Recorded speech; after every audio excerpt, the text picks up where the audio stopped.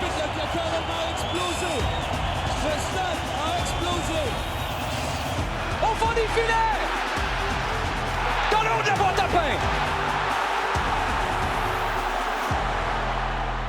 On est prêt pour l'extra avec une conversation qui se poursuit. Olivier Brett avec vous, descripteur des matchs du CF Montréal, de MLS et éventuellement l'an prochain de la Coupe du Monde sur les ondes de RDS. Et Frédéric Laure, descripteur aussi de plusieurs choses, mais aussi amant et, et homme. Hey non, je suis content que vous soyez là. On n'a pas fini de parler de ces séries de la MLS qui sont top, hein? C'est juste dommage que la pause internationale enlève un peu de buzz et nous enlève un super marqueur à Alonso Martinez à New York. Oui, il y a ça. Bon. Commençons avec ça, d'ailleurs. Vas-y. Qu'est-ce qui fait que ces séries-là sont... Parce que moi, il y a la qualité... Il y a le fait que les matchs sont excitants. Là. Un 2-2 où Vancouver menait 2-0 à la mi-temps. LAFC qui revient, qui devrait techniquement gagner en fin de match. Ils sont pas capables de fermer les livres. Tu t'en vas au tir au but, Vancouver passe. Juste ça, il y a quelque chose de spécial. Mais à quel point le moment de l'année est un facteur pour des matchs qui se jouent à un super gros tempo. Tu as joué à Cincinnati, bon, BC Place, c'est à l'intérieur, on s'entend. Tu as joué à Philly. Il fait fret pareil au BC Place, hein, à l'intérieur. Ça. Bon, fait que... Fret, c'est pas 0, là. Non, je pense qu'il faisait 9 à l'intérieur ou 10. Fait qu'on s'entend que c'est pas ce que ça pourrait être à Houston ou à Orlando. Tu sais, Orlando, en mai, quand on va passer à ce fameux calendrier hivernal, en mai, il peut faire 20, 25, mais ça peut se rendre à 30. À quel point ça affecte la vitesse puis le côté excitant de ces matchs-là? Parce que moi, je trouve que dans la réalité, c'est un peu la même chose en NFL. Penses-tu que ça a un effet? Je pense que oui. C'est peut-être pas nécessairement négatif, mais il y a une fébrilité qui s'installe quand il fait froid, comme en NFL. Ouais. Mais parce que tu as pris Orlando, moi je pense que Orlando, on se fie à la moyenne des températures. Je pense pas que ça va être les 30 et en haut nécessairement au mois de mai. Non, mais j'ai regardé, là, c'est 20-25, mais ça peut aller à 30. Oui, c'est ça. Non, mais on est surtout dans 20-25. Ouais, mais... Des conditions plus ou moins idéales. Puis c'est ce que les gens ont dit, c'est que les pelouses vont être meilleures. C'est aussi, au Minnesota, la pelouse va être meilleure. À Montréal, à la limite, en avril-mai, la pelouse est bien. Non, mais moi, je te dis pas pelouse ou pas pelouse. Je te dis à 5. Tu sais, il y a une raison pour laquelle le soccer en Angleterre se joue plus vite qu'ailleurs. Parce qu'il fait fret. Il faut que tu cours. Il faut que tu aies une intensité qui se dégage de ça. Je pense que tu as aussi une intensité qui se dégage de la foule qui a besoin de se chauffer au sens propre et au sens figuré. Bref, je pense pas que ça reste pour moi une bonne idée de passer à ce calendrier-là. D'ailleurs, il y a Benjamin Larocque qui nous a fait, parce que je disais, ça prend un rebrand de l'expression calendrier hivernal. Calendrier harmonisé. Marche-tu, ça? On a besoin de continuer le brainstorm. Ouais, non, mais c'est bien. Mais harmoniser au reste, ben, ça induit que c'est, ça induit que c'est au reste du monde. Mais... C'est pas nécessairement le reste du monde, c'est une grande partie du monde, là, mais bon. Ouais. Non. Harmoniser en toutes petites lettres avec l'Europe. Avec un astérisque. Mais il y en a d'ailleurs dans son... Ah non, c'est des guillemets. J'aime ça, harmoniser. Mais, un nouveau calendrier? Ouais, mais là, tu dis ça pendant combien de temps? Ben, comme on disait, la nouvelle NHL à l'époque, on l'a dit plus, là. J'ai dit longtemps. En tout cas, tout ça pour dire... Jusqu'à temps que ça se normalise, justement. Tout ça pour dire, j'ai hâte... Je pense que c'est bien parce que tu vas avoir plus de gens qui vont être au rendez-vous, mais pour le tempo des matchs... C'est moins bien. Je pense que ton tempo de match de série va être une petite coche en dessous. Les matchs au Minnesota, quoique... Ouais, mais donne-moi pas des exemples de Minnesota. Là. C'est pour ça que je te dis, c'est clair qu'au Minnesota, au mois de mai, là, t'as 15, 20, ça va être idéal. Quand tu descends dans le sud, j'ai hâte de voir. Y a-tu un clivage nord-sud qui peut se créer justement avec ça? En même temps, puis je veux pas... Là, je défends...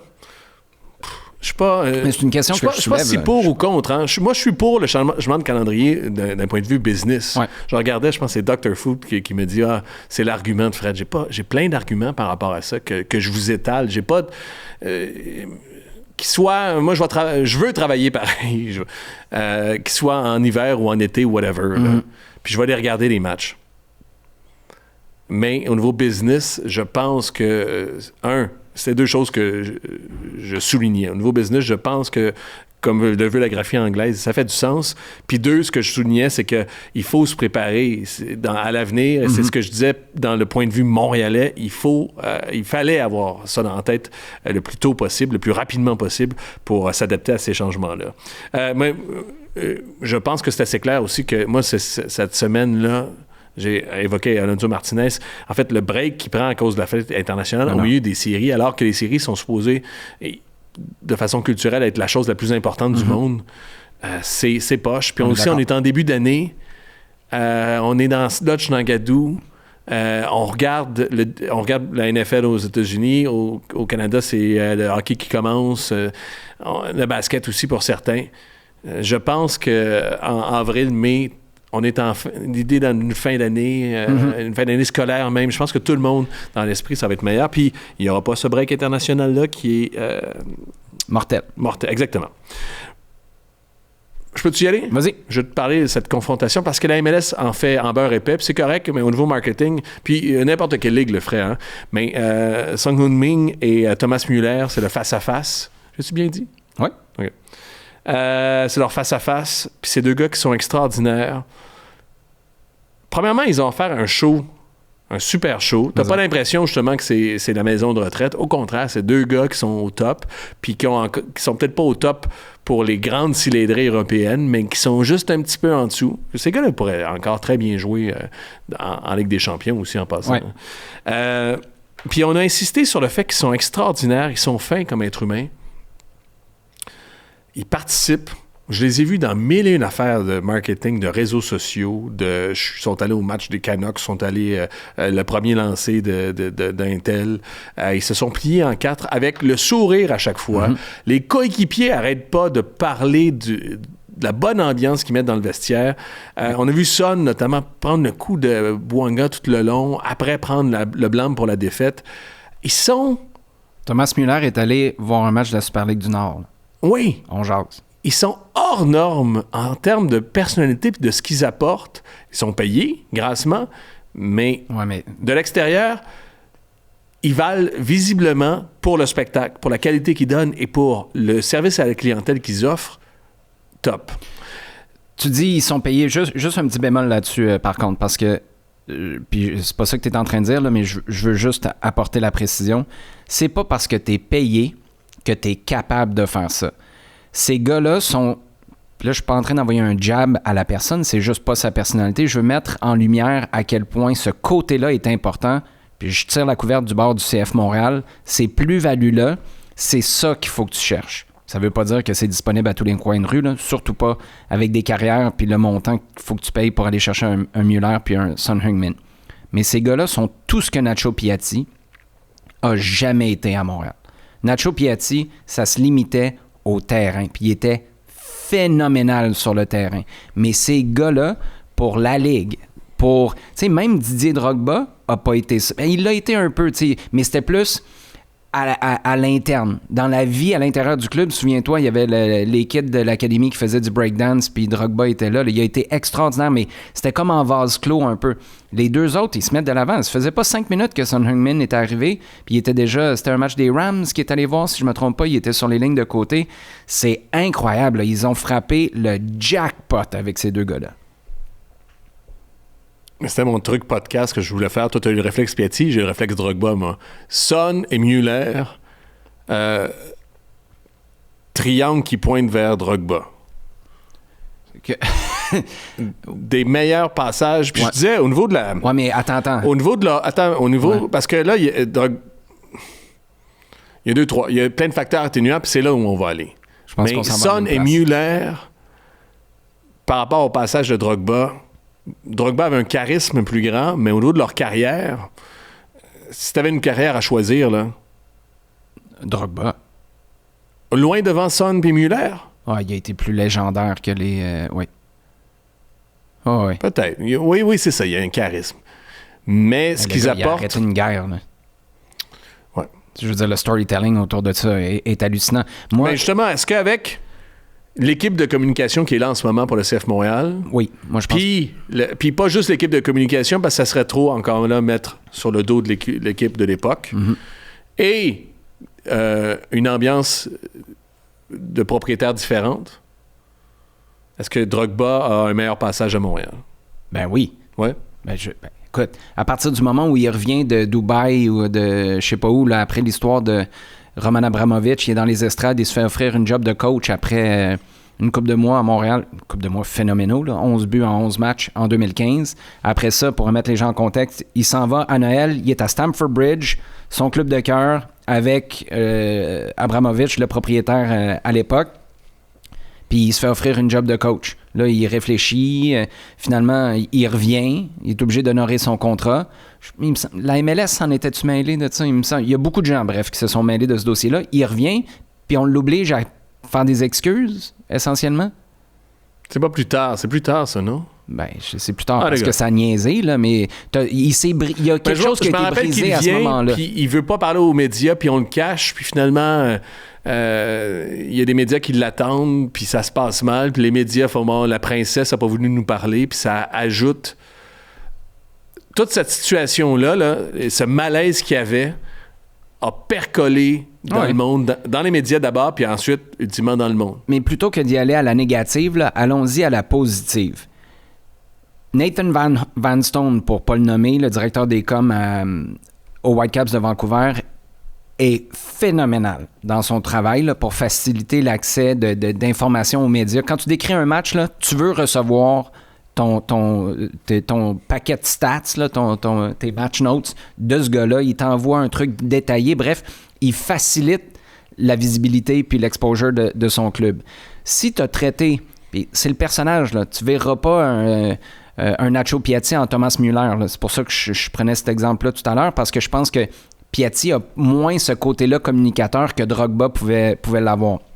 Mais tu es dans la bonne place pour être mis en valeur. Quand tu as un gars qui l'embrasse en plus, LAFC, leur marketing, leur manière de mettre en marché les joueurs, c'est phénoménal. C'est pour ça que c'est la tempête parfaite avec ces deux gars-là dans ces environnements-là. Puis est-ce que ce serait mieux en ce moment avec un Drogba ici que ce l'était à l'époque? Oui.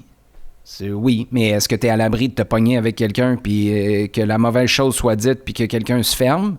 Non, t'es pas à l'abri de ça parce que c'est des gros égos quand tu deals avec ces gars-là. On va voir d'ailleurs comment ça se poursuit avec Son Heung-min puis Thomas Müller, mais je pense qu'on serait bien mieux équipé. Écoute, Drogba est débarqué à Montréal, il a fait le saut à son premier match parce qu'il n'avait pas été mis au courant que les journalistes rentraient dans le vestiaire après un match. Hey, ça fait-tu la première affaire que tu y mets dans son brief, là? En passant, là, tu vas capoter, là, mais inquiète-toi pas, on va te protéger, on va travailler pour toi. Voyons donc, comment il était pas au courant de ça? Ça, c'est une des choses les plus absurdes que j'ai vues au niveau professionnel de ma vie. Drogba, dans le coin du vestiaire, qui a clairement dit qu'il ne voulait pas parler aux médias après un match. Moi, d'ailleurs, je suis un peu d'accord avec ça, parce que... Tu veux dire comme principe? Comme principe... Pour lui, les ou commentaires pour de joueurs après un match, là, à moins que ça ne sert pas à grand-chose, sinon déraper, puis... Ouais, c'est ça. C'est le fun quand tu le diras mercredi au pire, là, tu sais, tu auras une tu y auras pensé. Ouais. La situation, c'est vraiment arrivé. Il y a Drogba dans le coin d'un vestiaire au Stade Saputo qui veut pas nécessairement parler puis qui se change. Non, puis il avertit ses coéquipiers. Il dit « Hey, ils sont rentrés, là, dites-leur de sortir. » Puis ils font « Ouais, non. » Non, mais il est dans le coin du vestiaire. Puis dans l'autre coin du vestiaire, t'as tous les journalistes qui le regardent du coin de l'œil, intimidés, en chien de faïence, en se disant « Il va-tu vouloir parler? » Alors que d'habitude, quand tu trouves un vestiaire, les journalistes, tu rentres, les gens y vont, puis après ça, tu rentres et sors. Là, t'avais à l'époque, puis tu l'as moins en ce moment, mais t'as 1 heure de tomber, puis tu sais, faut que tu fasses ta job. Là, t'es pas là pour niaiser à côté du vestiaire, quoique il y avait du monde qui avait rien à faire là, puis qui niaisait à côté du vestiaire, mais ça, c'est une autre histoire.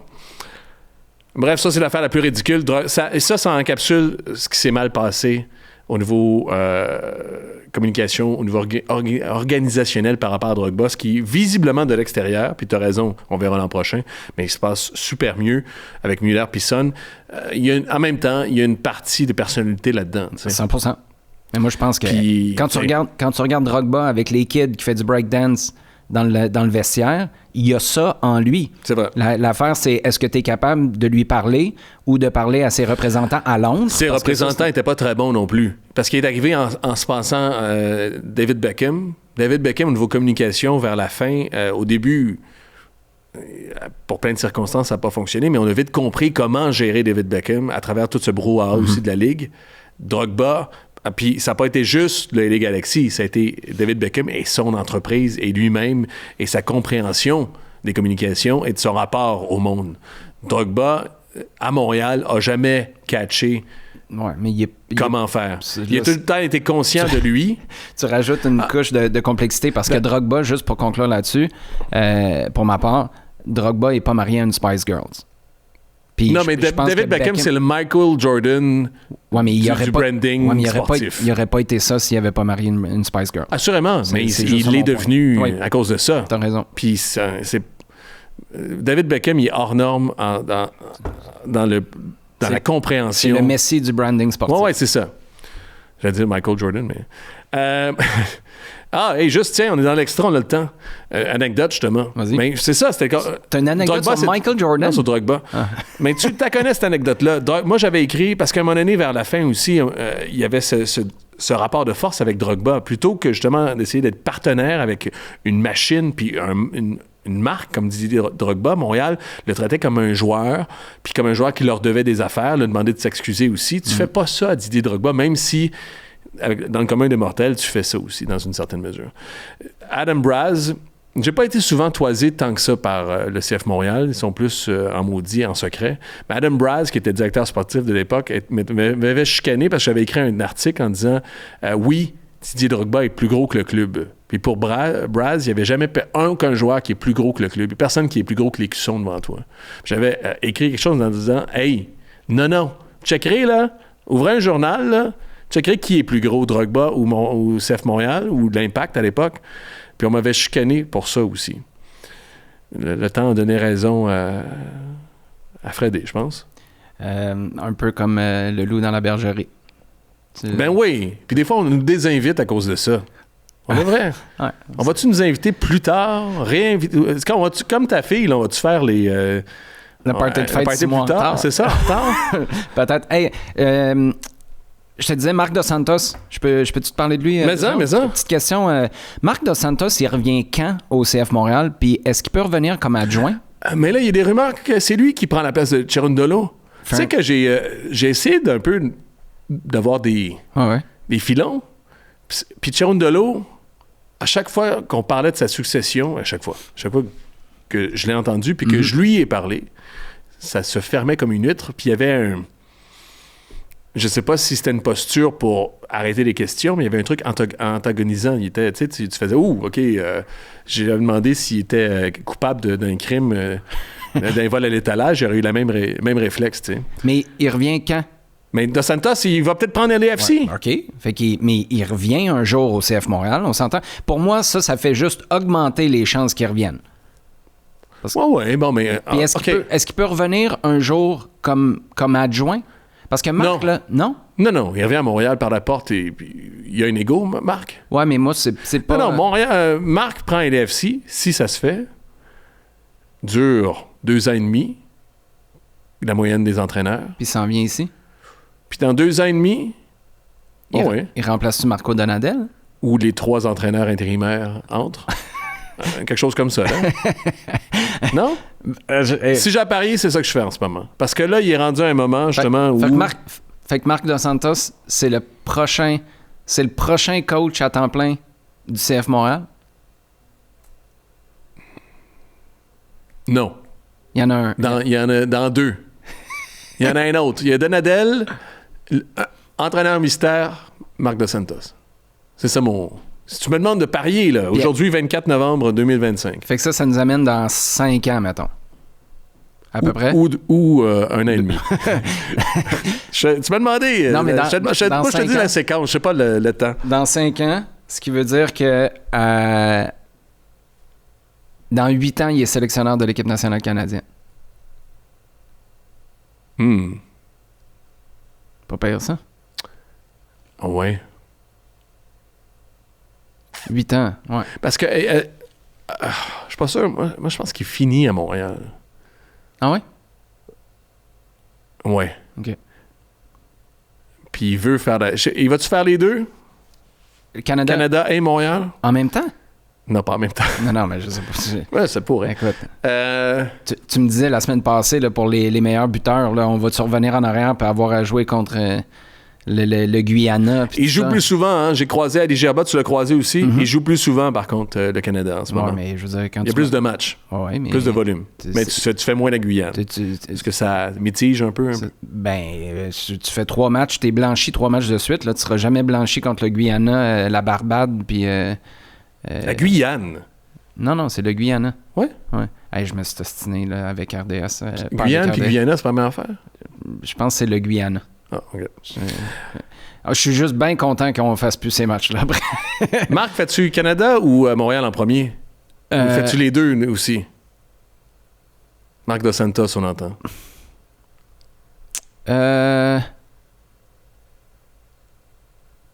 Probablement le Canada. Parce que Jesse... S'il fait le Canada, il fait Montréal. Jesse, il fait un autre cycle? S'il fait Montréal, je suis pas sûr qu'il fait le Canada. Non, Jesse, il fait pas un autre cycle. Fait qu'il arrête déjà après la Coupe du Monde l'an prochain? Je pense qu'il y a une offre. Si ça va bien pour le Canada... Il reste. Non, il s'en va. Il s'en va. Il retourne. C'est un gars ambitieux, puis c'est un gars qui a le goût de défi, qui a le goût de... Je pense qu'il y a... Fait que là, dans le fond, t'es en train de me dire qu'au même moment, Montréal puis le Canada vont avoir besoin d'un sélectionneur. Pas nécessairement, c'est juste que en même temps, c'est une question d'opportunité, de timing. Est-ce que ça va bien avec Marc Dos Santos s'il reste 4 ans au LAFC puis il rate l'occasion de remplacer Marsh? Est-ce que ça va mal puis justement son étoile a un peu pâli puis il n'est pas le successeur? Est-ce que Marsh reste? Tu sais, il y a une tonne de trucs. Moi, je suis pas sûr qu'il passe les deux avant. Je suis pas sûr qu'il passe de Montréal à l'équipe nationale. Il pourrait pas... s'il fait l'équipe nationale en premier, il peut revenir à Montréal. S'il fait Montréal, je suis pas sûr qu'il va à l'équipe nationale. Je comprends ta logique. Okay. Aïe. Salut Marc. J'espère qu'il va bien aussi, malgré cette défaite-là. En passant, ça va bouger pour les coachs québécois. Hein? Ça bouge à Columbus. Ça bouge à LAFC. Moi, Chauvin, là, je souhaite, on l'a dit pour David Sauvry, qui est à Denver. C'est officiel, avec Luc de Fougerolles. On pourra il demander des updates au fur et à mesure l'an prochain. Mais j'espère que ces gars-là vont trouver leur petit bonheur, puis j'espère qu'ils vont rester. Puis à la limite, j'espère qu'ils vont rester en MLS aussi. J'aime ça qu'il y ait du moins que certains vont rester en MLS. J'aime ça qu'il y ait une présence québécoise ou montréalaise à travers la MLS. Moi, il me reste 2 petites affaires. On a le temps? Mathieu Choinière n'a pas joué. Tu le ramènes à Montréal? Moi, je signe. Es-tu content de ne pas avoir joué? Personne n'est content, mais tu comprends. Est-ce que is it a thing? Est-ce que c'est... Content de ne pas avoir joué en même temps. Tu reviens dans le match. Tu sais, la configuration du match donne raison au coach. Oui. En même temps. Ta question, c'est tu veux jouer, là, dans ce genre de match-là? C'est une offre? C'est ça pas tant... Oui. Oui, parce qu'il ce qui nous occupe, oui. C'est ça la question. Mathieu Choinière, là... Parce que Choinière... c'est un ultra compétiteur. C'est sûr qu'il est déçu de ne pas avoir joué ce match-là. C'est ça. Puis en même temps, pour ta carrière, là, puis pour le Canada, tu veux jouer, là, dans un quart de finale, tu veux jouer. Puis visiblement, il ne joue pas pour la LAFC. Oui, mais c'est parce que avec le CF Montréal, tu n'en joues pas de quart de finale. Ouais. C'est ça la question. Je sais pas. Tu parles on a besoin d'un 8, là. Les gens ne trippent pas Longstaff. Les gens ne trippent pas Herbers, en 8 qui n'a pas joué, là, d'ailleurs. Puis les gens ne trippent pas sur l'Autouride. On peut-tu organiser... Le premier podcast qu'on va faire devant le public, là, ça peut-tu juste être les gens qui viennent? Ben oui. Parce que moi, je veux savoir c'est qui, ça. C'est vrai. Tu me parles souvent des gens, mais les gens... Je vois des commentaires. T'as raison. Ça manque, puis ça m'honore pas parce que c'est le genre de réflexion que j'ai, mais je me laisse prendre au jeu. Mais est-ce que tu y vas all-in, puis... Ce serait un méchant stunt d'entre-saison. Tu ramènes Mathieu à Montréal. Mathieu, est-ce qu'il voudrait? Est-ce qu'il serait ouvert à lire ce courriel-là ou à prendre cet appel-là? Je le sais pas. J'ai parti choqué. Avec raison. Mais, tu sais, administration précédente, on peut-tu dire ça? Oui, non. Moi, je pense que tu peux surtout dire on a appris de ça parce qu'il y a personne qui va me faire croire que tu gères Nathan Saliba comme tu l'as géré. Je pense que ça a été bien fait. S'il n'y a pas le fiasco Mathieu Choinière 1 an plus tôt, est-ce que tu es rendu ailleurs? Ça a été bien fait, Saliba? Il est parti. Il est parti. Il est parti. Oh ouais. Ils ont fait une offre. La manière que ça a été communiqué, de dire... On lui a fait une offre qui aurait fait de lui le homegrown moins de 22 ans, le mieux payé dans la ligue. C'est pas une offre take it or leave it pourrie qui vaut la moitié de ce qu'il vaut vraiment. Parce que mes antennes me disent qu'il est parti, mais il est pas... Je vous embrasse, merci. Il est parti. Il a pris ses affaires. Puis, C'est une décision d'affaires. Ouais, mais qui a perdu là-dedans? Non, assurément. T'as perdu dans l'affaire Mathieu Choignard. Non, je fais juste qu'il part. Il est pas... Il dit pas « Salut ma famille, on va se revoir un jour ». Il est parti, il a pris ses affaires puis il était content de partir. Vois-tu la nuance, là? Ouais. Il est parti avec une petite rancœur. Je sais pas pourquoi exactement. Parce que t'as raison. Là, ça, c'est deux affaires différentes. Que tu me dis, par contre, là, dire bye puis pas être en train de donner des bisous à tout le monde versus partir avec une rancœur, c'est deux choses... C'est deux choses séparées. Là. Il y en a un où t'es pas... Dans le spectre de gris, là, ça joue là-dedans, mettons. Le rancœur, il est pas... Mais c'est pas comme « Hey, je vais revenir tout le temps, vous êtes mes meilleurs amis nécessairement. » OK. C'est pas clair? Non, c'est clair. Tout ce que je te dis, c'est qu'après, toi, comme club, t'as fait tes devoirs. Puis je partage ton point de vue. Il y a pas... T'as quasiment l'impression qu'Alistair Johnston, il pourrait te faire une déclaration d'amour pour le CF Montréal un peu plus intense que Nathan Saliba. Oui, assurément. Johnston est parti en meilleurs termes. Bon, fait que puis ça, c'est correct. Mais d'un point de vue business, comment tu as géré Nathan versus comment tu as géré Mathieu, qui était une catastrophe, je pense que c'est ça qui fait qu'il y en a un où, si c'était à refaire, tu le referais différemment, puis il y en a un autre où tu dis... On a joué avec les cartes qu'on avait devant nous sur la table. Là, dernière affaire, c'est un message d'intérêt public à tout le monde de l'audiovisuel, particulièrement ceux et celles qui s'occupent des diffusions de sport dans le monde, d'accord? Je sais qu'on veut remplir, puis qu'on veut faire des tableaux, puis qu'on veut être dans le storytelling, puis donner aux gens des choses qui moussent notamment l'intérêt. Et aussi, on entre dans l'ère des paris sportifs. Il faut trouver une façon d'intégrer ça à ton reportage, à ton sport, ainsi de suite. Mais y a-tu de quoi de plus con que le win probability? La statistique du pourcentage de victoire. Y a-tu de quoi de plus con? Autre case and point, autre truc à mettre pièce à évidence. C'est ça, non? C'est pièce à conviction? En tout cas. Dans le match LAFC Vancouver, au début de deuxième mi-temps, Vancouver a 91% des chances de gagner parce qu'il mène 2-0. Non, c'est pas parce qu'il mène 2-0. C'est parce qu'il domine. C'est parce qu'il domine. Non, mais attends une minute. Tu peux pas dire que c'est complètement stupide, puis toi, tu te dis, j'ai fermé la TV, j'avais déjà pris mes notes, puis c'était réglé. Non, mais je sais, mais justement, je le savais. Pas besoin d'un 91% me dire... Ouais, mais c'est parce que tu peux le commanditer. Pas pour me dire qui commandite autre chose. Quoi? Tu sais, c'est comme... Puis en MLS, ils font ça, hein? C'est mes propres boss qui le font. C'est-à-dire, ils commencent 42-38 les pourcentages. Puis quand il y a une des équipes qui marque, c'est rendu maintenant 53-32. Tu me niaises-tu? À 1-0, tu es en train de me dire qu'à 1-0, il y a plus de chances que cette équipe-là gagne parce qu'elle a une avance que l'autre. Je suis capable de le figurer, OK? Je suis pas un épais. Ouais, mais moi, je suis un épais des fois, mais pas là. Non, mais une équipe qui encaisse jamais, tu sais, pour quelqu'un, pour l'amateur moyen, mettons, puis là, tu me diras, il faut que tu te ramasses sur MLS Season Pass pour regarder ces matchs-là. Fait que t'es pas un amateur moyen, tu tombes pas par accident sur ces diffusions-là. Non, mais une équipe qui encaisse jamais, là, qui prend une avance de 1-0, puis elle se ramasse... Mais dis-le, pas obligé de mettre un pourcentage. Je te parle de la statistique du pourcentage de victoire, qui est ridicule.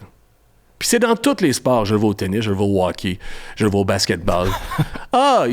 Ils ont marqué plus de points à la mi-temps que l'autre équipe. Ils ont vraiment plus de chances de gagner. C'est no shit, docteur. No shit. Non, mais c'est 91%, c'est pas plus ou moins. Mais puis, j'ai catché qu'à 2-0, puis qu'à la fin, quand ils ont marqué à 95e minute, c'était extraordinaire. Parce que j'ai pas dit, 91%, 6%, Donc...